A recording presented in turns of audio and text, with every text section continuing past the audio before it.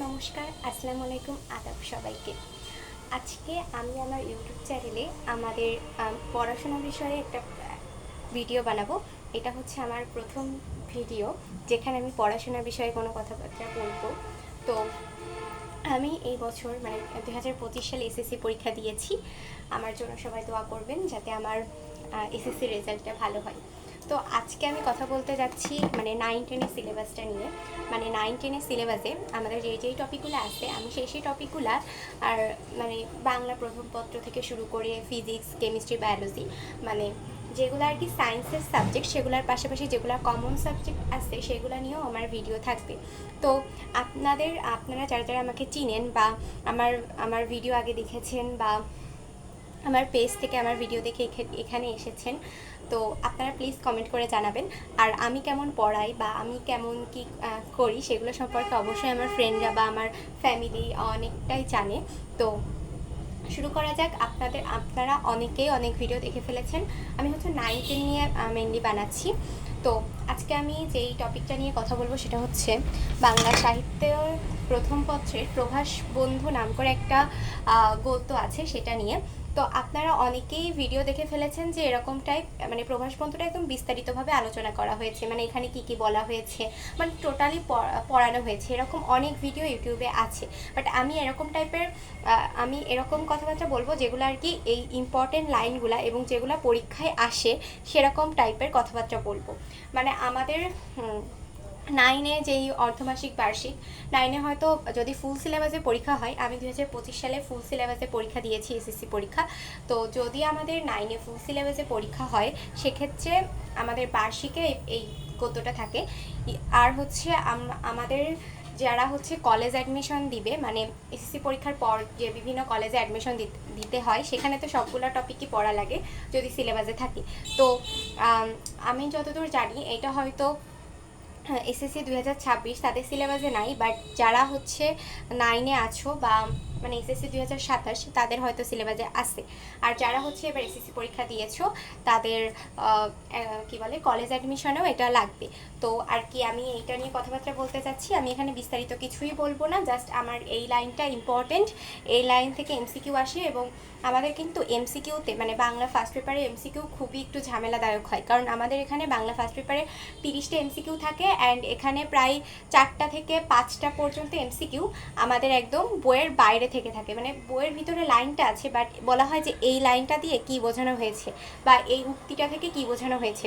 এটা আসলে যে কর্তা মানে যে ব্যক্তি প্রশ্ন করেছে সে ছাড়া আর কেউই এর সঠিক উত্তরটা ঠিক দিতে পারে না, কারণ 4টা অপশানই একই রকম মনে হয়। তো সেক্ষেত্রে যাতে আমরা সম্ভাবনা মানে ভুল হওয়ার সম্ভাবনা কমে এই জন্য আর কি এখানে সেরকম কথাবার্তা বলবো যে এই তার থেকে আমরা বলবো যে 30টা এমসিকিউ আছে সেখান থেকে 25টা এমসিকিউ পুরাপুরি বইয়ের থেকে একদম হুবহু লাইন তুলে দিতে পারে বা এরকম টাইপ। তো ওইগুলো যাতে আমাদের একদম মানে 25-25টা থাকে আর 5টা আমাদের হচ্ছে একটু ইয়ে করে দাগাইতে হবে, মানে কারোর কাছ থেকে শুনে দাগাতে হবে এরকম না, বাট আমাদের হচ্ছে আইকিউ দিয়ে ভালো করে দাগাতে হবে যে ওইগুলা থাকে এরকম যে বিগত বছরে অনেকবার এসেছে। তো এরকম টাইপের কথাবার্তা। আর কতে কি প্রশ্ন আসে আমাদের বাংলা ফার্স্ট পেপারের ক নাম্বারে মানে সৃজনশীলের কতে 1 মার্ক, সেখানে আমাদের অনেকেরই অনেক প্রবলেম হয়, মানে আমরা ওইটা ঠিক মনে পড়ে না বা এরকম টাইপ। তো ওরকম কথাবার্তা বলবো। তো আমার আমার হচ্ছে প্রত্যেকটা ভিডিওই এরকম করে থাকবে। মানে আজকে যেরকম আমি প্রবাস বন্ধু নিয়ে ভিডিও বানাচ্ছি, পরবর্তী ভিডিও অন্য কোনো টপিক নিয়ে বানাবো। সেই কোন টপিক নিয়ে বানাবো সেটা অবশ্যই তোমরা আমাকে কমেন্টে জানাবে যে কোনটা নিয়ে বানালে ভালো হয়। তো তো চলে যাচ্ছি প্রবাস বন্ধুতে। প্রবাস বন্ধু এই তো, হ্যাঁ, প্রবাস বন্ধুটা লিখেছে সৈয়দ মুস্তফা আলী, যিনি হচ্ছে রম্য রচনার লেখক, মানে তার গদ্যশৈলী হচ্ছে একটুখানি কী বলে রসগ্রাহী হয়ে ওঠে তার গদ্য রচনা। আমি যে লাইনগুলো বলতেছি সেই লাইনগুলো অবশ্যই তোমরা দাগিয়ে রাখবে এবং আমি আমার এই যে এইটার লিঙ্ক দিয়ে দিব, মানে এই যে এই এগুলো আমি আমার পেজে আপলোড দিয়ে দেবো, সেখানে মানে আমার যে বইয়ের যে দাগানো লাইনগুলো সেগুলো আমি ছবি দিয়ে দেবো, সেখান থেকেও দেখে নিতে পারো। তো এখানে আমাদের 9-10 সিলেবাস অনুযায়ী কবি পরিচিতি থেকে সেরকম কোনো প্রশ্ন আসে না, মানে জন্ম মৃত্যু সাল সেরকম কোনো প্রশ্ন আসে না। বাট আমাদের যখন কলেজ অ্যাডমিশন হবে তখন এই জন্ম মৃত্যু সাল বা কোথায় জন্মগ্রহণ করেছেন, বিশেষ কি বলে বিশেষ বিশেষ উল্লেখযোগ্য গ্রন্থ বা রচনা কি, এগুলো আসতে পারে। তো এগুলো আর কি মনে রাখতে হবে। তো এখানে যেগুলো আছে মানে সৈয়দ মুজতবা আলীর, এখানে আমাদের মনে রাখতে হবে যে এদের যে উল্লেখযোগ্য রচনাগুলো, মানে যে রচনাগুলো ওইটা মনে রাখতে হবে। তো আমি রিসেন্টলি একটা বই আমি আজকেই পড়েছি, আমিও এবার কলেজ অ্যাডমিশন দেওয়ার প্রিপারেশন নিচ্ছি, তো এই নিটারের বইটা পড়ছি।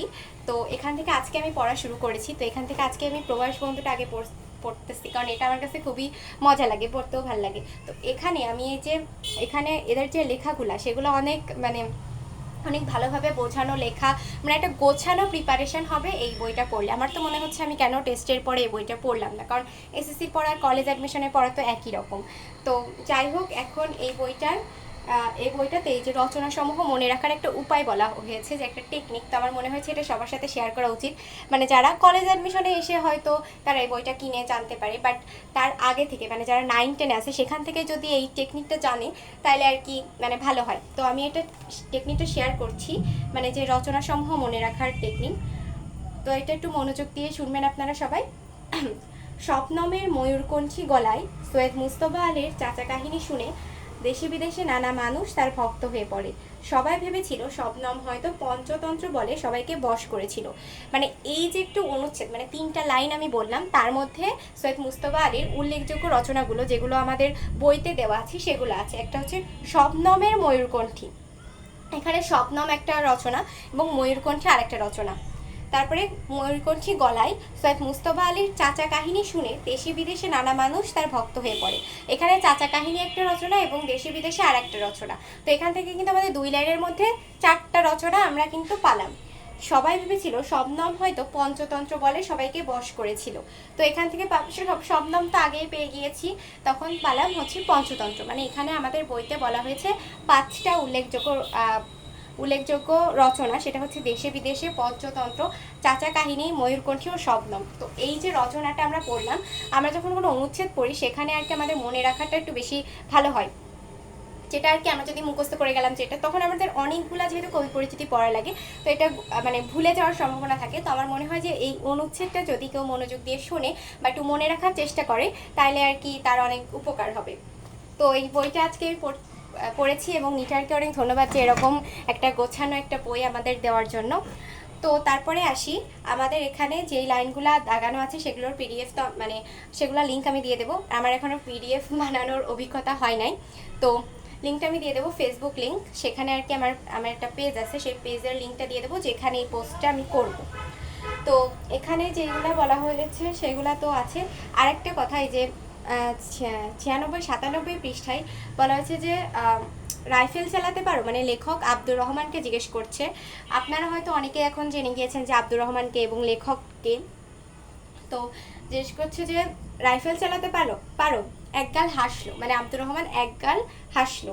তো এখানে বোঝানো হচ্ছে যে একগাল হাসার মাধ্যমে বোঝানো হচ্ছে সাবলীলতা। মানে আব্দুর রহমান অনেক স্বদেশপ্রেমী ছিল, কি বলে অনেক আতিথেয়তা করতো, লেখককে অনেক আতিথেয়তা করেছে এবং তিনি খুবই সহজ সরল ছিল। তো এখানে হচ্ছে সাবলীলতা প্রকাশ পেয়েছে। তারপরে মানে এগুলো আমি যখন ছবি দিব তখন হয়তো এই লাইনগুলো আর কি এরকমভাবে বুঝিয়ে তো বলা সম্ভব হবে না ছবিতে। আর হচ্ছে ওই আমার যে লেখাগুলা মানে আমি যখন পড়েছি তখন আমি পাশে লিখে রেখেছি যে এই উক্তিটা দিয়ে কি বোঝানো হয়েছে, তো সেগুলো আর কি স্পষ্ট নাও বোঝা যেতে পারে, এজন্য আমি এই লাইনগুলো বলছি।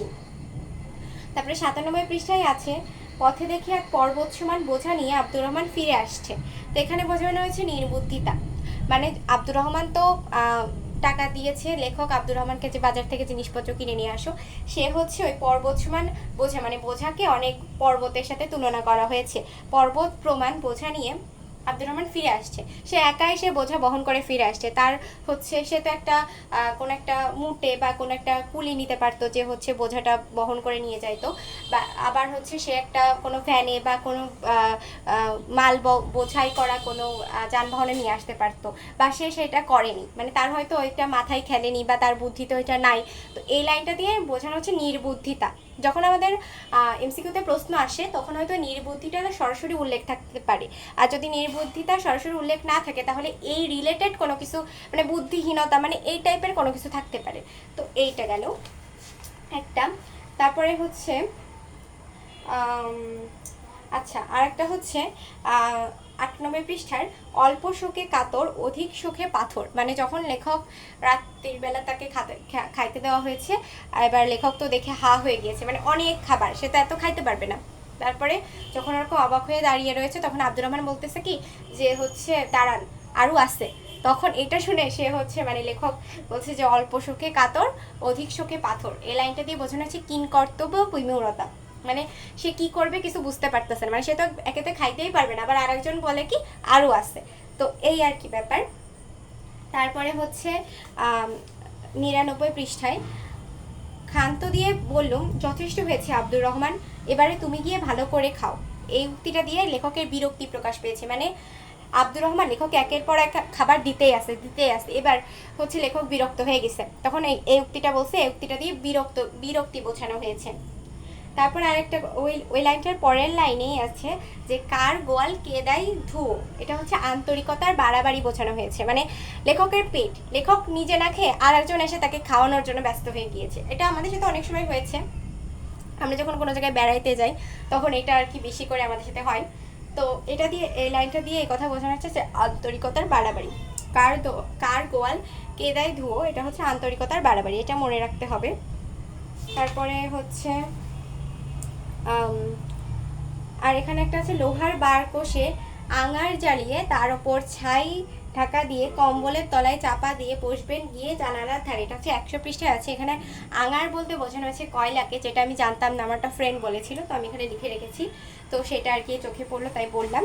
তারপরের প্যারায় আছে যে আব্দুর রহমান ম্লান হেসে বলল একবার আসুন জানলার পাশে বসুন, দেখুন পছন্দ না হয় আব্দুর রহমানের গর্দান তো রয়েছে।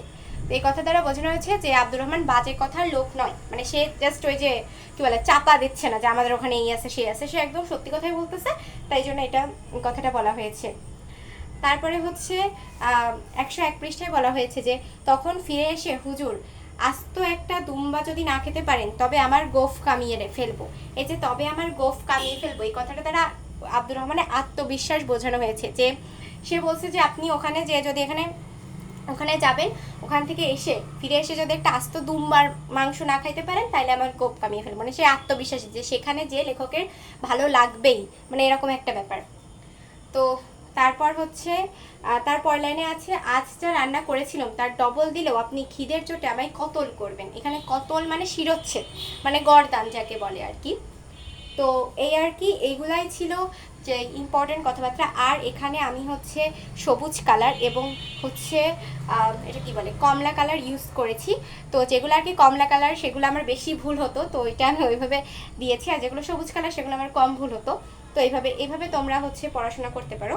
আর হচ্ছে এখানে যেগুলোতে দেখবে পাশে টিক দেওয়া আছে বা স্টার দেওয়া আছে, যেগুলোতে বেশি স্টার দেওয়া বা টিক দেওয়া সেগুলো বেশি ইম্পর্টেন্ট, যেগুলো কম দেওয়া সেগুলো কম ইম্পর্টেন্ট, বাট যেগুলো দাগানো সেগুলো সবই ইম্পর্টেন্ট। তুমি যদি পরীক্ষার দিন তো সব পড়া সম্ভব না, জাস্ট এই দাগানো লাইনগুলো পড়ে গেলে, আর শব্দ অর্থ নিয়ে আমি কোনো দিতে চাই না, শব্দ অর্থ সবগুলো পড়বা, সবগুলাই ইম্পর্টেন্ট। আর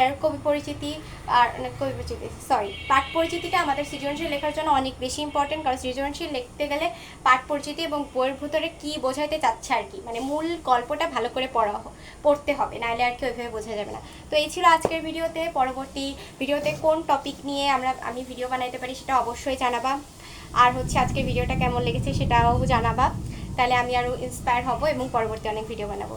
বাই বাই সবাইকে।